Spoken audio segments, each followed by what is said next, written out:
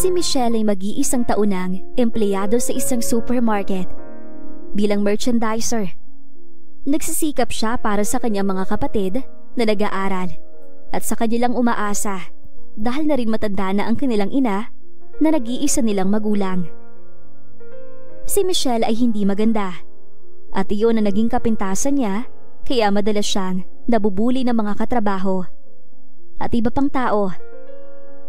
Morena si Michelle, pango at may kalakihan ng mga mata. May mga pimples mark din siya na kitang-kita at hindi kayang takpan ng concealer. Ngunit kahit ganun pa man, ay nagpasalamat si Michelle dahil may trabaho siya. Ang importante, ginagawa niya ng maayos ang trabaho at walang pakialam sa sasabihin ng iba. "Miss, pwede mo ba akong tulungan na maabot yan?" Turo ng matanda sa pinakamataas na istante doon na nakasalansa ng mga gatas na gustong ipakuha ng matanda. "Naku tatang, kayo na naman? Hindi ba't pinagbawalan na kayo ng guard na pumasok dito? Mukhang wala naman kayong pambili." Sambit ni Isabel na kasamahan ni Michelle bilang merchandiser. "Bibili ako, babayaran ko yan." Giit ng matandang lalaki. Narinig iyon ni Michelle, kaya lumingon siya sa nag-uusap. Madalas ngang naroon ang matandang iyon. Sa unang tingin ay iisipin mong isa itong pulubing walang makain. May mga uling ito sa katawan. Ngunit kapansin-pansin na mayroon itong magandang kutis. Mapula at maputi, kahit hindi ito ganoon katangkad. Hindi na pinansin ni Isabel ang matanda at nilagpasan na lamang. Kaya nilapitan ito ni Michelle at kinuha ang pinapakuha nito. "Salamat ining ha." Ngumiti ito at naglakad na patungo sa counter. Nginitian lamang niya ito bago bumalik sa ginagawa. Kapag naroon ang matanda, ay siya ang sumasalo rito, lalo na kapag hindi ito nakikita ng guard nila. "Ano ba naman yan, lolo? Sinabi ko na sa inyo na bawal kayo sa loob ah. Bawal ang pulubi sa loob." "Pasensya na, bibili lang naman ako eh." "Galing sa pinaglimusan mo. Nakakadistract ka sa mga mamimili. Baka magsilabasan ng mga tao sa loob nang dahil sa'yo." Uwi ka pa ng guard, sabay taboy sa matanda. Walang imik na sumunod naman ang matanda upang lumabas. Mula sa di kalayuan ay natatanaw iyon ni Michelle, kaya nakaramdam siya ng awa sa matanda. Wala naman itong ginagawang masama sa loob. At isa pa, nagbabayad naman ito. Hindi rin naman araw-araw ay naroon ang matandang lalaki. Tuwing linggo lamang itong pumupunta upang bumili ng makakain o inumin. Sana siyang matsyempuhan ito dahil naaawa siya, kaya ina-assist ito ni Michelle. Wala siyang nakikitang masama roon. Mabait naman ang matanda at ang nais lang ay bumili. "Hoy pangit, tinulungan mo na naman yung matandang pulubi na yun ano? Kaya namimihasa eh." Untag ni Isabel kay Michelle. "Wala ko nakikitang masama ron. Maayos naman siya nakikipag-usap at bumibili naman siya. Hindi nagnanakaw." Katuwiran naman ni Michelle. "Alam mong bawal pumasok ang pulubi rito eh." "Wala namang sinabing gano'n ng management natin ah. Lalo na kung wala namang ginagawang masama ang tao. Hindi bawal yon." Sabi pa ni Michelle, inismeran lang siya ni Isabel. "Sa bagay, wala naman kayong pinagkaiba ng pulubing yun eh. Kaya kahit gusgusin, ina-assist mo pa rin." Nasaktan si Michelle sa sinabi ni Isabel. Hindi sa panlalait nito sa kanya, kundi ang pananalita nito sa matandang gusto lang bumili. "Bahala ka. Basta't hanggat hindi ang management na nagsabi, ia-assist ko pa rin yung matandang yon kapag nakita ko." Nakanguso niyang sabi, gusto niyang inisin si Isabel. "Pilinggerang pangit." Bulalas ni Isabel, saka siya tinalikuran. Bumalik si Michelle sa ginagawang pagsasalansan at hindi na inintindi pa si Isabel. Isang araw, biglang sumulpot ang matanda. Biyernes iyon at hindi araw ng linggo. "Good morning. Pwede mo ba akong tulungan? Pakiabot sa akin yon." Turo nito sa itaas. Napansin ni Michelle na kapag bibili ito ay palaging yung nasa itaas na palagi ang trip nitong kunin. Pero hinayaan niya na lang kung yun naman ang gusto ng matanda. Ang importante, hindi ito nagnanakaw. Sige po, sandali lang ha. Nakangiting sabi niya. Salamat ha, napakabait mo naman. Welcome po tatay, taga saan po ba kayo? Diyan lang, sa tabing kalsada. 10 minutes na lang po, break time ko na. Kumain na po ba kayo? Tara po, libre ko po kayo. Talaga? Nagugutom na nga din ako eh. Uwi ka ng matanda, sabay himas sa tiyan. Sige po, ay heto nga po lang pinapakuha niyo. Tapos, hintayin niyo po ako sa entrance. Kakain po tayo sa kantin dyan sa labas. Baka maubos na ang pera mo. Sahod ko naman po ngayon kaya okay lang.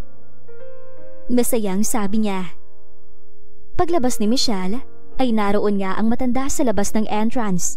Hinihintay siya. Tara po tay, ano pong gusto niyong ulam? Fried chicken sana, pwede ba? Natawa si Michelle sa demand nito. Oo naman po, order po kayo ng gusto ninyo. Baka wala na matira para sa pamilya mo ha? Huwag po kayo mag-alala, lagi naman po ako may nakalaan para sa kanila. Napakabait mo naman palang bata. Sana lahat ng empleyado ng supermarket na to ay katulad mo? Hindi naman po, ginagawa ko lang po kung ano ang tama. Masaya silang magkwentuhan ng matandang pulubi. Matapos nitong kumain at magpasalamat ay nagpaalam na ito. Aalis na ako, huwag kang mag-alala. Lahat ng kabutihan mo sa iyong kapwa ay susuklian ng tadhana. Ano nga palang pangalan mo? Tanong ng matanda kay Michelle. Michelle Tapta po. Ingat po kayo. Sagot niya. Nang mawala sa paningin niya ang matanda, ay mabilis siya nag-ayos dahil mayroon na lang siyang 15 minutes. Lumipas sa mga araw at linggo hanggang naging 1 buwan. Hindi na nakita pa ni Michelle ang matanda na pumapasok sa store. Maging sa labas ay hindi niya ito nakikita. Hoy, pangit! Anong tinitingnan-tingnan mo dyan? Nagulat si Michelle sa biglang pagsulpot ni Isabel. Out na niya ng gabing iyon. Wala. Tipid niyang tugon. Siguro yung matandang pulubi ang tatay mo, no? Pangaasar nito. Ay naku Isabel, tantanan mo nga ako. Baka uwi na nga. Pumara ng jeep si Michelle bago pa man sumagot si Isabel. Naiirita siya rito, kaya minabuti na niyang umuwi na. Kahit ang totoo'y, hinahanap niya ang matanda para sana bigyan ng pagkain. Ilang araw na siyang may dalang pagkain para sana sa matanda. Sa kabilang banda, ang lahat pala ay pagkukunwari lamang. Dahil ang matandang pulubi na palaging pumapasok sa supermarket ay siya palang may-ari niyon. Ang matanda ay walang iba kundi si Mr. Romeo Chan, isang Filipino-Chinese at walang anak at walang tagapagmana. At sa kasamaang palad ay may taning na ang buhay. Kaya naghahanap ito ng may mabuting puso na gagawing tagapagmana ng lahat ng mga negosyo ng matanda. Kaya nagpanggap itong pulubi at subukin ang mga nakakasalamuhan ito at salain ang karapat-dapat. Mr. Chen, may napupusuan na po ba kayo o napili na maging tagapagmana ng inyong ari-arian at negosyo? Tanong ng assistant ni Mr. Romeo Chen na si Menchi. Mayroon na ako napipisil at gusto kong ipa-background check mo ang merchandiser ng Hypergold Supermarket na may pangalang Michelle Taptap. Gusto kong malaman kung sino siya. Gagawin ko agad yan Mr. Chen sa lalong madaling panahon. Mabilis na tugon ng assistant. Salamat Menchi. Matagal na ako naghihintay at naghahanap. Pero ngayon lang ako nakapili. Halos 6 na buwan na lang ang natitira kong oras dito sa mundo. Huwag ka mag-alala Mr. Chen. Aasikasuhin ko agad yan. Sa lalong madaling panahon, At kapag naayos yan, kakausapin ko agad si Michelle at isasalin lahat ng legal ang nararapat para sa kanya. Hindi nga nag-aksaya ng panahon ng assistant ni Mr. Chan. Nagpa-background check ito para mas lalong makilala ang pagkatao ni Michelle. Ito, pagpasensya niyo yung baon niyo. Nagtitipid si ate. Kailangan kong unahin ang gamot ni nanay sa arthritis at rheuma. Wika niya sa mga kapatid. Okay lang ate, kahit tinapay lang okay na kami. Kumakain naman kami sa tanghali eh. Sagot ng kapatid niyang si May. Pasensya na kayo, marami tayong gastusin ngayon eh. Kakabayad ko lang ng kuryente natin. Kaya mamayang tanghali, pagtsagaan niyo munang mantika ng baboy para may ulam kayo. Hayaan niyo, mamayang hapon, dadaan ako sa palengke. Bibili ako ng galunggong. Day off ni Michelle ng araw na iyon, kaya paglilinis ng bahay at paglalabada ang inaatupag niya. Maliliit pa ang mga kapatid niya. At ang sumunod naman sa kanya na si Mean ay nag-aaral pa. Tumutulong lang ito kapag walang pasok sa eskwela. 4 silang magkakapatid at puro babae. Ang kanilang ina naman na si Aling Lucia ay dating labandera. Ngunit nang maging sakitin ito, ay pinatigil na niya sa trabaho. Kaya inako ni Michelle ang lahat ng responsibilidad sa pamilya. Kaya sa edad niyang 20, ay maaga na niya iyong pinapasang mag-isa. Kinabukasan, pagpasok niya, ay nagtaka si Michelle dahil pinapatawag umano siya sa HR office. Bigla siyang kinabahan, pero alam niyang wala siyang matandaang ginawang mali sa trabaho. Naku Michelle, kaka-entertain mo dun sa matanda. Ayan, pinatawag ka na. Baka tatanggalin ka na sa trabaho. Pananakot sa kanya ni Isabel. Ngunit hindi nagpatinig si Michelle. Wala akong ginagawang masama. Talaga lang ha? Tingnan natin kung bakit ka pinapatawag. Good luck! Pananakot at pang-aasar pa ni Isabel. Hinayaan na lamang ni Michelle ang pang-aasar ni Isabel. Naglakad na lamang siya patungo sa HR office. Ngunit hindi maiwasang kabahan ni Michelle. Kung sakali ay mawawalan siya ng trabaho at hindi pa siya handa roon. Kailangan niya ng trabaho. Good morning po. Bating niya nang makapasok siya sa loob. Good morning, Miss Michelle. Bati ni Ma'am Sylvia sa kanya, ang head doon sa HR. Nakangiti ito at katabi ang isang singkit at maputing babae. Ma'am Sylvia, may nagawa po ba akong mali para po ipatawag? Tanong niya. Wala naman. Gusto ko lang kausapin ni Miss Manchi, ang assistant ng ating big boss na si Mr. Chen. Oh, bakit daw po? Nagtatakang tanong niya sabay tingin sa babaeng katabi nito. Halika Michelle. Dito tayo mag-usap. Yaya nito sa kanya sa bakanting table. Kinakabahan naman po ko, ma'am. Wala po akong matandaang may mali akong nagawa. Natatandaan mo ba ang matandang palagi mong ina-assist? Opo, pero wala po akong makitang mali sa ginawa ko. Mabait naman po si tatay at nagbabayad. Hindi nga po siya nanggugulo, nagnanakaw eh. Alam ko. Kaya nga pinatawag ka ni boss. Bakit po? Dahil nakapasa ka sa kanyang pagsubok. Alam mo bang ang matandang pulubi na ina-assist mo ay walang iba kundi si Mr. Romeo Chan, ang may-ari ng supermarket na ito. Ho? Hindi makapaniwala na bulalas ni Michelle. At kaya niya yun ginawa para humanap ng kanyang tagapagmana. May taning na ang buhay ni Mr. Chan at walang magmamana ng mga negosyo niya. Kaya naisipan niyang magpanggap na pulubi para makahanap ng karapat-dapat na tagapagmana.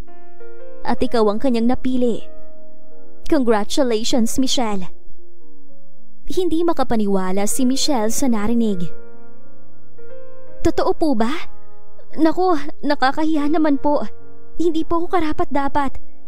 Nanggaling lang po ako sa isang mahirap na pamilya. Hindi ako maganda at walang maipagmamalaki sa buhay. Hindi iyon ang basihan, kundi ang busilak mong puso. Mabait at matulungin sa kapwa. Tuluyang bumagsak ang mga luha ni Michelle. Pakiramdam niya ay panaginip lang ang lahat. Pinapasundo ka ni Mr. Chan para makausap ka ng personal. Tumayo ito at inaya siyang lumabas at sumakay sa kotse patungo sa bahay ni Mr. Chan. Tuwang-tuwa si Michelle na makita si Mr. Chan at hindi na ito nakadamit pulubi. Tay, kumusta? Hinanap kita noong mga nakaraan para bigyan ng pagkain. Hindi ka na nagpakita sa akin. Hindi po ako makapaniwala na nagpapanggap ka lang. Wika niya na magharap sila ng matanda. Thank you, Michelle, sa pagiging mabuting tao at matulungin sa kapwa. At dahil dyan, ikaw na ang aking tagapagmana. Ibinibigay ko sa iyo lahat ng ari-arian at negosyo ko. Parang sobra naman po yata. Deserve mo yan, Michelle. Dahil sa tuwa, ay napayakap si Michelle sa matanda. Sa kabila ng saya, ay naroon ang lungkot. Dahil may taning na ang buhay ng matanda at hindi na ito magtatagal pa. Wala na akong pag-asa, Michelle. Kaya sana, pag-ingatan mo lahat ng pinaghirapan ko. Sana, ay mapalago mo pa ito. Huwag po kayo mag-alala. Pangangalagaan at gagawin ko ang lahat ng aking makakaya para mas lumaki pa po ito. Salamat. Ngayon ay panatag na ako mawala sa mundo dahil mayroon ang sasalo sa lahat. Biglang naluha si Michelle. Nalungkot siya dahil hindi man lang niya makakasama ng matagal ang matandang itinuring niyang tatay-tatayan noong nasa supermarket pa siya. Agad na isinalin sa pangalan ni Michelle ang lahat at ipinakilala siya sa lahat. Ang taning ni Mr. Chen na 6 na buwan ay umabot ng 8 buwan bago ito tuluyang pumanaw at pinagluksa iyon ni Michelle. Good morning, ma'am. Bati kay Michelle ng mga empleyado. Isa na doon si Isabel na hindi pa rin makapaniwala. Hiyang-hiya ito sa kanya. Hindi man sanay si Michelle na tawagin siya sa ganoon, ay malugod niyang nginitian ang lahat. Naging mabuting boss siya at ginawa ang lahat para sa lahat ng naiwang negosyo ni Mr. Chan. At sa kanyang pamilya na ibibigay na niya ang pangangailangan nila, lalo ang kanyang ina, nasakitin, at ngayon ay maayos na. Hindi nagtagal ay mas dumami pa ang branch ng kanyang mga negosyo dahil sa kanyang determinasyon at dedikasyon, kasabay ng pagtulong sa kapwa-tao. At hanggang dito na lang po ang magandang istoryang ito.